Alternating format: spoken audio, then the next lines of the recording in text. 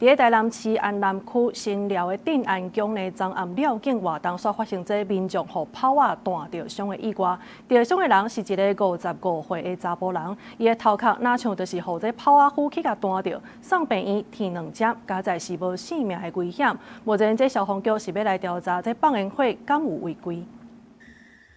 暗时天顶午会14烟火有够水，嘛声真侪人来到老街。这是台南安南区的定安宫，10月办邀请活动的现场。不经我伫活动过程，所有挂顶打，民众人面徛真远，看到一半，煞互炮仔弹着头壳，当场会一直流。烟火是在那个地方，然后患者呢受伤地点是在那个地方，所以其实是有一点距离。他站在很远的地方，那你也知道说那上去的那个可能是。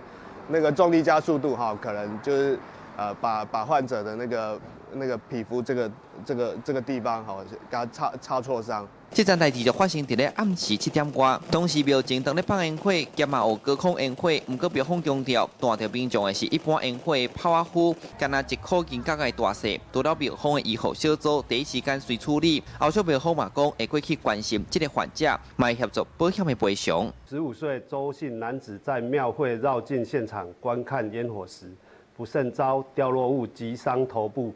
警方及义消及时到场协助，并通报119送医，经缝合2针后，伤势无大碍。除了这站民众受伤意外，消防局嘛有接到附近民众放烟火，地势引起杂草倒火起来意外，加在到场随拍火气。消防局表示会主动向庙方查证，确定放烟火敢有违规。后续若确定有影，会以炮仔烟火管理条例规定，罚3万块以上。 15万以下罚款，嘛讲会加强宣导甲检查。记者从台南采访报道。